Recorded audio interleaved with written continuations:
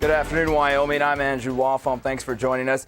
We begin today with breaking news as ABC News reports that the FBI is investigating if there's any connection between the abduction and sexual assault of an 11-year-old Cody girl and 10-year-old Jessica Ridgway, who vanished in the Denver area on Friday. I also do want to mention that Wyoming Boulevard is reopened for traffic. I just saw some cars traveling on Wyoming Boulevard, and all first responders were uninjured in the incident. Reporting live on the west side of Casper, Andrew Woffom, K2 News. I just returned moments ago from the police station, spoke with the sergeant down there, and they have ruled the two dead bodies that they found in that home on the 400 block on West 12th Street in Casper as a murder-suicide. Now, we're told that they're expecting these polls to be very, very busy out there, so you might spend a decent amount of time today in line if you don't come out early.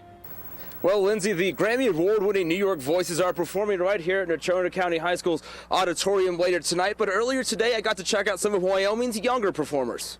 While that 10th ranking does sound high, it does not paint the full insurance picture. There are several factors that play into how much you pay. Good evening, Taylor. First pitch is scheduled for 6:05 tonight, and it will be baseball as usual. But for this entire season, for both the Bridges and the players from Alabama A&M, it's been beyond baseball. Authorities say they received word about this fire around 4:30 this morning, and still just a couple minutes past 9, flames are still burning on this bridge. It's on a dirt road, not a bridge that's traveled often, is what I'm told, but the bridge is clearly unpassable. As you can see, significant sections missing from the bridge right now. They hope to have this fire contained within the next couple of hours. We have just learned that the Sheepherder Hill fire on Casper Mountain was human-caused. Good evening, I'm Andrew Woffom. Coming up in the K2 News at 6, find out how Casper College is helping Wyoming's peace officers train for a shooting in progress. Solving a hostage situation at a Westside Casper motel. K2's Andrew Woffom has been there all day long and brings us the latest. Good evening, Andrew. Good evening, Taylor and Angelica. After nearly 11 hours, the standoff at this Super 8 motel is finally over. It just ended moments ago. Police Chief Walsh. Good evening, Andrew. Good evening, Taylor. In 1982, DeMarco's opened its doors to the public as one of the mall's first tenants. Across the Mountain West, they went out to open 6 more stores. All of them are either closed or will close in the next 60 days, all falling victim to the downtrodden economy. DeMarco's was one of 5 stores in Casper of its kind when it opened in 1982. Now it is the last of a dying breed, the final locally owned men's fine clothing store in the oil city that is going under, thanks to the economic plunge. Things have changed. We've been through some booms and busts, but nothing like this one. Although they are best known for their suits, they offer a wide variety of both men's and women's clothing. We kind of sell good, better, best, and suits to jeans. Besides the products they offered, they also prided themselves on their customer service. The only thing we can give the customer extra is a little service. Yeah, I've had some friendly service there, and another thing to say about the brands is really you can't get stuff like this, in JCPenney, really. Where are you going to shop now for a nice suit? Probably, probably Denver. It's lose-lose for both the customers and the store alike. For owner Dave Markovitz, he says he has never worked a day in his life, and moving forward, I'm going to figure out what I want to do when I grow up. And his final words for the Casper community. Thanks, Casper. It's been a great experience, and we've loved serving the community, and thank everybody for their support. Currently, they are closed and are taking inventory to prepare for their liquidation sale that begins on Thursday at 9 a.m. The store will remain open until everything is sold, with sales ranging from 20 to 70% off. Reporting live in the studio, Andrew Woffom, K2 News. Mule deer take to the sky in an effort to save the ever-dwindling population. We've seen this population cut in half just over the last 10 years, and it's continuing to decline, and the prevalence of CWDs continue to increase. The goal of the project is simple: to put an end to this epidemic. It's a disease that's 100% fatal. The process is a true team effort, starting with the helicopter. There's 3 people on board: the pilot, the mugger, and the gunner. The gunner shoots a net at the deer, immobilizing it. Then the mugger Jumps out of the helicopter, untangles the deer, hobbles them, so ties their legs up, and puts them in a little sack, and then hooks it up to the bottom of the helicopter, and they fly the deer to us.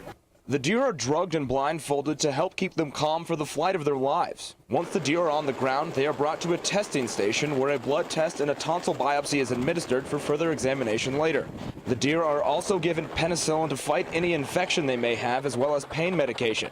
Then they are tagged and collared with GPS built in. The procedure lasts about 20 minutes in all, then they are given more drugs to bring them back to full consciousness, then released. Last year, nearly half of the 60 deer they examined died, leaving many questions revolving around CWD.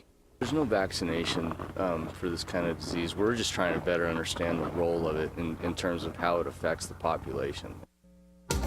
And now, here's your Weather Central forecast with Andrew Lawfulm.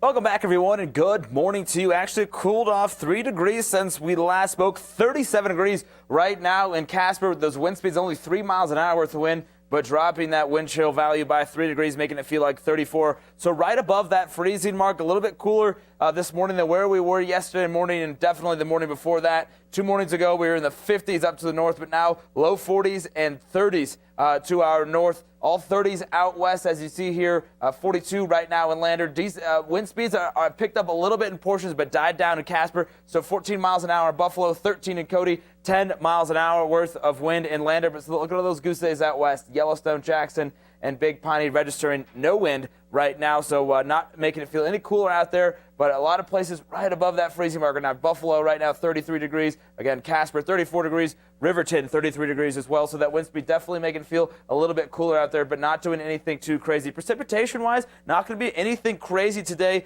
through Wyoming. Expect that precipitation chance to die out as we progress later into the morning. In Casper, might be on the increase a little bit as we get into the afternoon hours in southeastern Wyoming. Might see a little bit of snow, a little bit of rain mixed in northwestern Wyoming, but no advisories associated with the weather today, so won't see anything too crazy. If you do see anything, it'll be the very isolated variety. So temperature-wise, similar to what we saw yesterday, maybe a couple degrees warmer, 40s, 50s, and 60s out west as we get east of the divide, 60s and 70s, 71 in Casper. So it's going to be partly cloudy now, but it will be clearing out to be a mostly clear day, a pretty decent day overall. Wind speeds will be a little bit less than what we saw yesterday, 15 to 25 miles an hour worth of sustained winds with gusts in the upper 30-mile-per-hour range. Tonight, below the freezing mark in Yellowstone, Jackson, and Big Piney. Right above it, though, in Evanston at 33 degrees. A little bit warmer as we get east of the divide and a little bit more clear with the sky cover.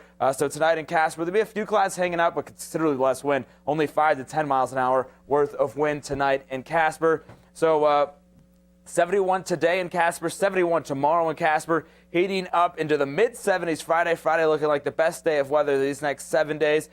Through into Sunday, going to cool off into the low 60s Sunday, have an opportunity for rain to return to Casper. Sunday, Monday, and Tuesday will be cooling off considerably into the mid to upper 50s and bringing with it a little bit better chance for some rain. Riverton looks like it will be dry through until Sunday. Temperature-wise, a little bit cooler than what we saw in Casper, but only by a couple degrees. Might see a little bit of rain Sunday, Monday, and Tuesday. Looks like we have a better chance to see some rain, but the biggest thing you'll notice are those temperatures cooling off into the 50s.